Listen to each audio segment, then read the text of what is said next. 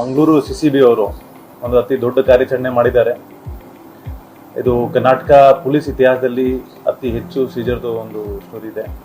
ಇದು 6 ತಿಂಗಳು ಹಿಂದೆ ಒಬ್ಬ ಹೈದರ್ ಅಲಿಗೆ ನಾವು ಒಂದು ಡ್ರಗ್ ಪೆಡ್ಲಿಂಗ್ ಕೇಸ್ ಮಾಡುವಾಗ ಇದು ಪ್ರಾರಂಭ ಆಯಿತು. ಅವರಿಂದ ನಾವು ಆವಾಗ 15 ಗ್ರಾಮ್ MDMA ಸೀಜ್ ಮಾಡಿತ್ತು ಪಂಪ್ವೆಲ್ಲಿಂದ.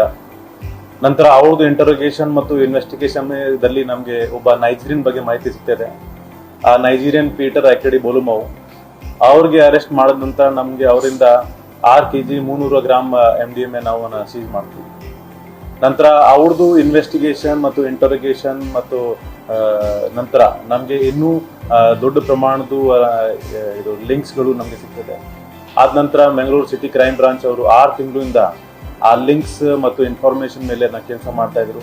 ನಂತರ ನಮಗೆ ಈ MDMA ಜಾಲ ಬಗ್ಗೆ ಒಂದು ಪ್ಯಾಟರ್ನ್ ನಮಗೆ ಕಂಡು ಬಂತು. ಎವ್ರಿ 15 days ಡೆಲ್ಲಿಯಿಂದ ಆಫ್ರಿಕನ್ ಮತ್ತು ನೈಜೀರಿಯನ್ ನ್ಯಾಷನಾಲಿಟಿ ಅವರು ಲೇಡೀಸ್ ಮಿಡ್ ನೈಟ್ ಪ್ರಯಾಣ ಮಾಡಿ ಮಾರನೇ ದಿವಸ ಲೋಕಲ್ ಪೆಡ್ಲರ್ಸ್ಗೆ ಇದನ್ನು ಸಪ್ಲೈ ಮಾಡಿ ಮತ್ತೆ ರಿಟರ್ನ್ ಹೋಗೋದು. 13th ಈವ್ನಿಂಗ್ ನಮಗೆ ಒಂದು ಖಚಿತ ಮಾಹಿತಿ ಬರ್ತದೆ ದಟ್ ಡೆಲ್ಲಿಯಿಂದ ಇಬ್ರು ಆಫ್ರಿಕನ್ ನ್ಯಾಷನಾಲಿಟೀಸ್ ಅವರು ಇವತ್ತು ಪ್ರಯಾಣ ಮಾಡ್ತಾ ಇದ್ದಾರೆ. ಇಮಿಡಿಯೇಟ್ಲಿ ನಮ್ಮವರು ಕೂಡ ಆ ಕೇಸ್ ಫಾಲೋಅಪ್ ಮಾಡಿ ಅಲ್ಲಿಗೆ ಹೋಗಿದ್ದಾರೆ.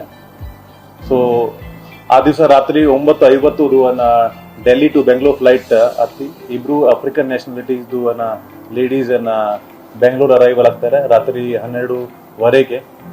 ನಂತರ ಒಂದು ಕ್ಯಾಬ್ ಬುಕ್ ಮಾಡಿ ಅವರು ಹೋಗ್ತಾರೆ. ಸೇಮ್ ಟೈಮ್ ಅವರ್ teams are following them to find out ಅವರು ಯಾರ್ಯಾರಿಗೆ ಇದು ಡೆಲಿವರಿ ಕೊಡ್ಲಿಕ್ಕೆ ಹೊರಟಿದ್ದಾರೆ ಅಂತ. ಅನ್ಫಾರ್ಚುನೇಟ್ಲಿ ನಮಗೆ ಆ ಮಧ್ಯದಲ್ಲಿ ಯಾವುದು ಲೋಕಲ್ ಪೆಡ್ಲರ್ ಕಂಡಿಲ್ಲ. ನಂತರ ನಮ್ಮ ಟೀಮ್ ಅವರು ಅವ್ರಿಗೆ ಬೆಳಿಗ್ಗೆ 7:15 14th ಮಾರ್ಚ್ ಬೆಳಿಗ್ಗೆ 7:15 ನಿಲಾದ್ರಿ ನಗರ್ ಎಲೆಕ್ಟ್ರಾನಿಕ್ ಸಿಟಿ ಹತ್ರ ಒಂದು ಇಂಟರ್ಸೆಪ್ಟ್ ಮಾಡಿದ್ದಾರೆ. ಇಂಟರ್ಸೆಪ್ಟ್ ಮಾಡುವಾಗ ಅವ್ರ ಹತ್ರ ಒಂದು 2 ಟ್ರಾಲೀಸ್ ಇತ್ತು. ಆ 2 ಟ್ರಾಲೀದು ತಪಾಸಣೆ ಮಾಡುವಾಗ ಅದರಲ್ಲಿ ಸುಮಾರು 38 kg MDMA ಇತ್ತು, which is international price is 75 crores. Congratulate entire Mangalore CCB team for this extraordinary work. ಈ ಪ್ರೆಸ್ ಮೀಟ್ ಅಲ್ಲಿ ನಾನು ಇನ್ನೂ ಹೆಮ್ಮೆಯಿಂದ ಹೇಳ್ತಿದ್ದೆ ದಟ್ ನಾವು ಇವತ್ತು ಕರ್ನಾಟಕ ಪೊಲೀಸ್ ಇತಿಹಾಸವು ಹೈಯೆಸ್ಟ್ ಎವರ್ ಸೀಸನ್ ಮಾಡಿದ್ದೀವಿ. And we will work continue to break this drug cartel. Thank you.